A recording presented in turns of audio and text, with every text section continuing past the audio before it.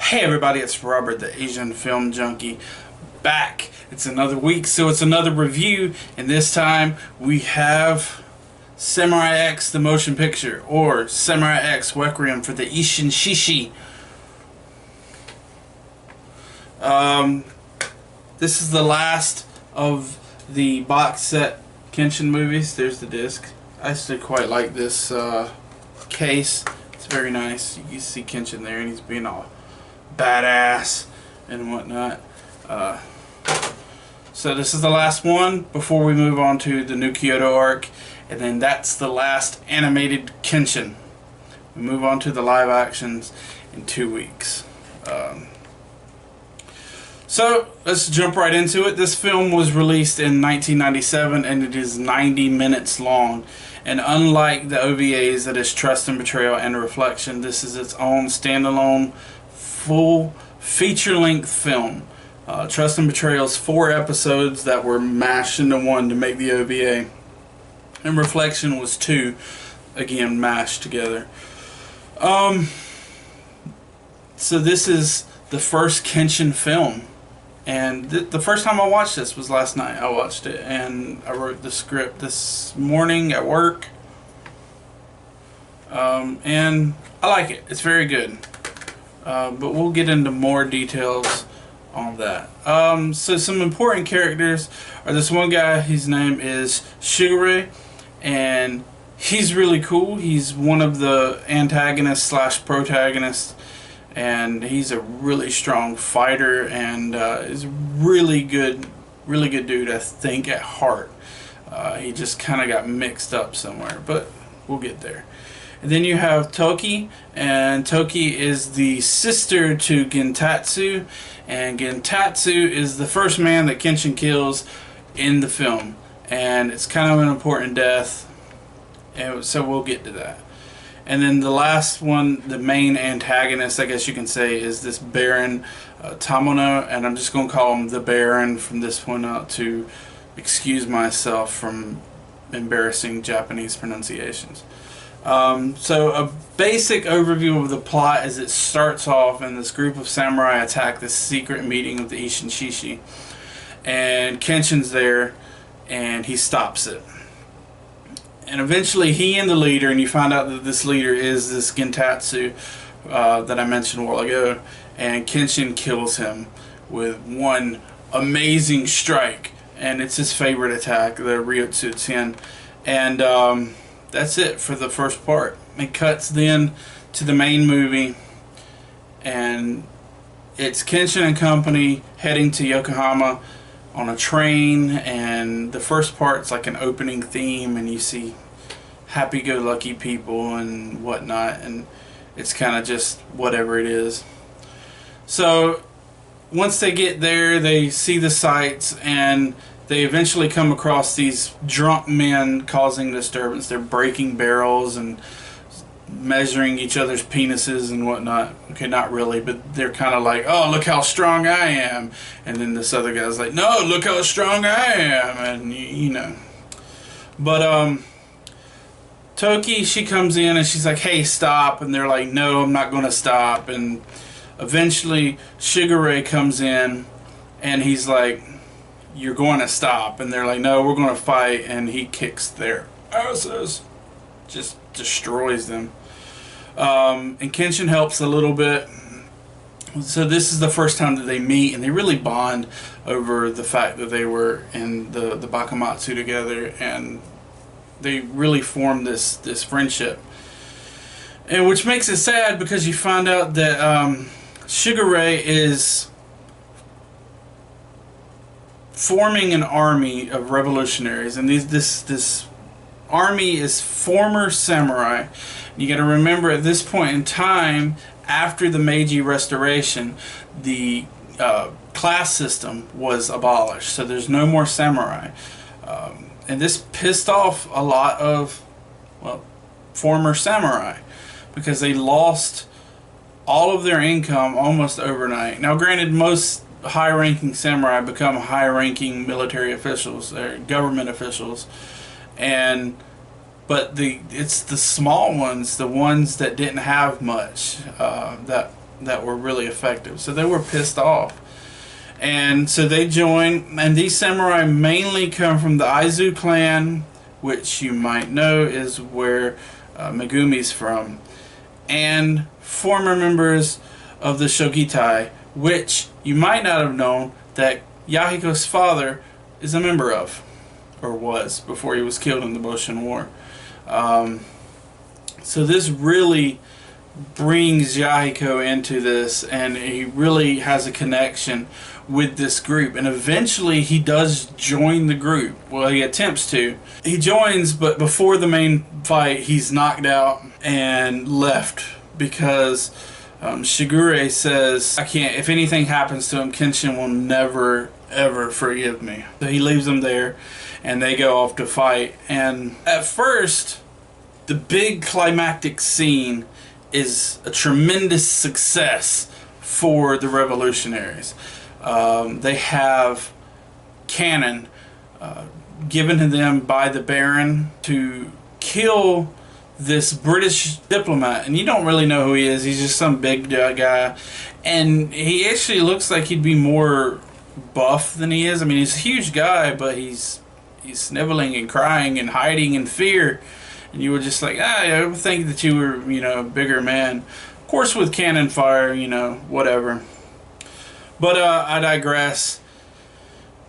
And these cannons are supplied by the Baron, who wants to force the army minister to lose face so that he can take his place. And the army military is a man by the name of Yamagata, and he's a real guy, and I'll talk about him in a later film. But he's a very important figure in Japanese and world history leading up to World War II. So they fight, and eventually Kenshin makes it, and he stops the fight, and the army gets involved, and they have to retreat. The revolutionaries have to leave, otherwise they're going to get slaughtered. And during this fight, Shigure figures out that Kenshin is the one who killed his friend, because Kenshin uses the same attack.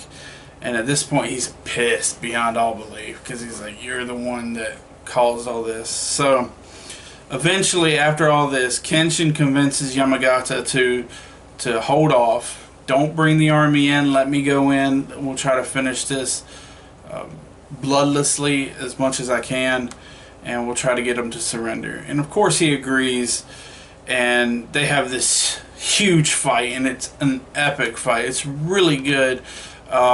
It goes both ways. Kenshin's winning 1 second, then Shigure's winning the other second, and I mean, it's just a really solid fight. I mean, they're on equal footing for the most part. But of course, it wouldn't be a Kenshin film if Kenshin didn't win, and he eventually wins.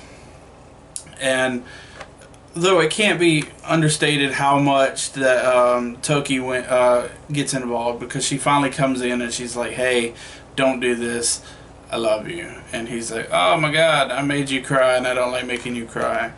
So he quits, and he says that he's going to surrender. But before he can do that, the Baron comes in and he kills everyone.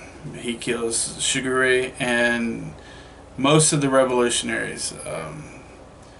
The only reason that Toki has survived is that she is actually defended by Shigure, and that's how he dies.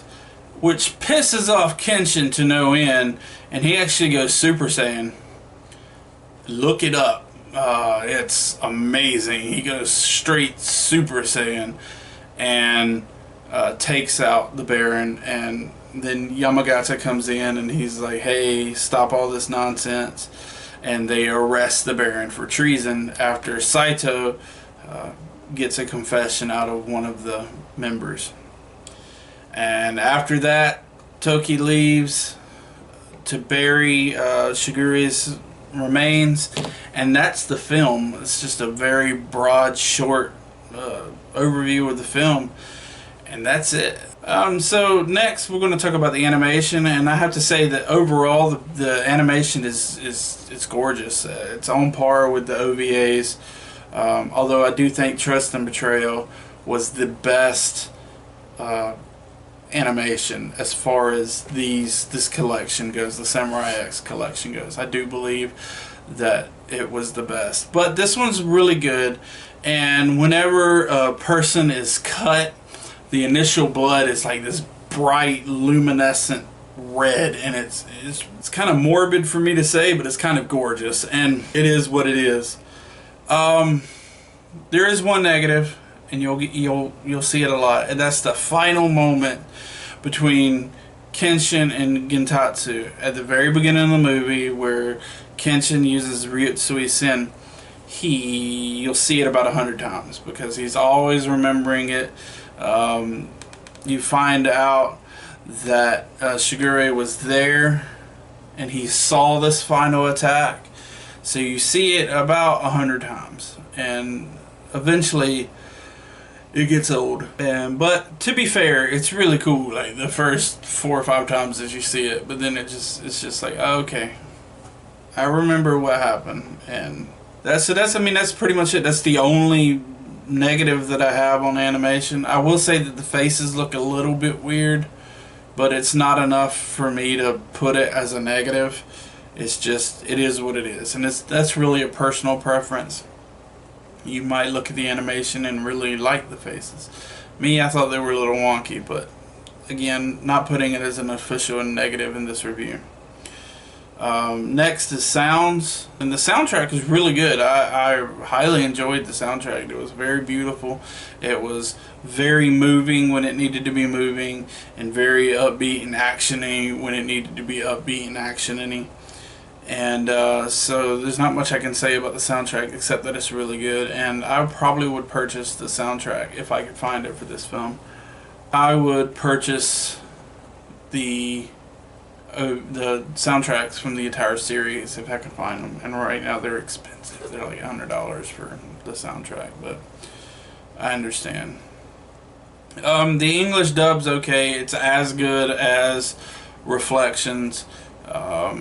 Some of the pronunciations are, in my opinion, wonky, but it got to the point though last night where I did switch over to the Japanese to the sub, and I preferred the sub much better. I thought the sub was excellent. I thought that it was much better than the English dub, so there's that.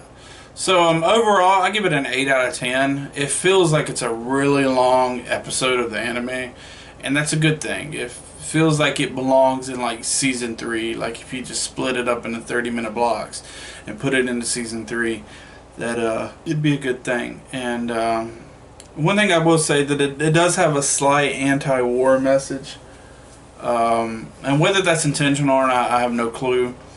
But this big battle, Yahiko has this friend who is training him somewhat, and he's killed. And Yahiko's devastated by this loss, and he cries. And Kenshin is reminded of the Bakumatsu with all the bloodshed, and he cries. And it's this really sad moment. And so I don't know if it was meant to have an anti-war message, but it kind of does. But overall, it's a solid watch. I'd definitely recommend it. Like I said, this is my first time watching it, and I did not enjoy it. So it's good. 8 out of 10, I believe, it's a good review for it. So that's it. Next week we'll be back with the new Kyoto arc, and then we'll move on to the live action films. Alright, that's pretty much it. I'll see y'all next week. God bless.